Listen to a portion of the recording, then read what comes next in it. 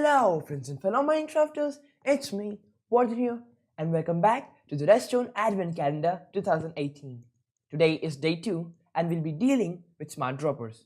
In the last episode, we looked at pulse extenders, and in this one, we'll be looking at smart droppers. Today I have 4 designs for you. I have a top heavy one, 2 bottom heavy ones, and 1 side heavy one. So let's begin with the top heavy one. Let's quickly talk about the top heavy one. This is how it looks. As you can see, this is really small, really tiny.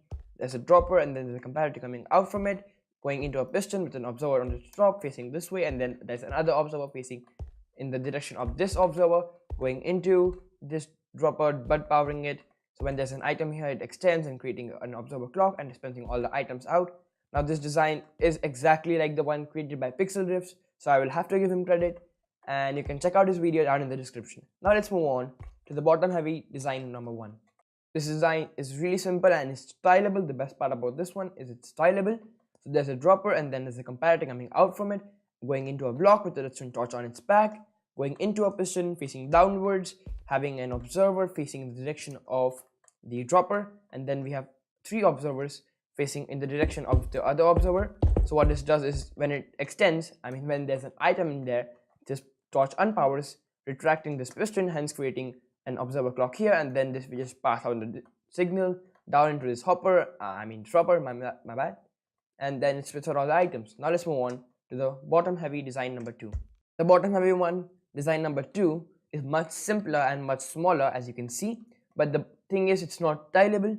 So as you can see, how this works is there's a dropper there and then there's a comparator coming out from it, going into a piston facing downwards, and it has an observer facing in the direction of the dropper like so, and then there's another observer facing in the direction of the other observer, creating an observer clock, and then there's this observer facing this way, detecting this observer changing, and then there's another observer facing this way, and that is up into the dropper, detecting this observer changing and passing on a signal into the dropper. This one is really small but not tileable, and that is the bottom heavy design 2 done. Now let's move on to the side heavy design. Now I will admit that I did change this right now after the intro, but I just made it much simpler and much cheaper to make. So what this does is there's a dropper there, and then there's a comparator coming out from it, going into a piston facing one way. This can be easily mirrored, so you can just make it this way if you want, but I just made it this way. And then there's a piston, so I was talking about that, and then the piston has an observer facing towards the dropper, and then there's another observer facing in the direction of this observer.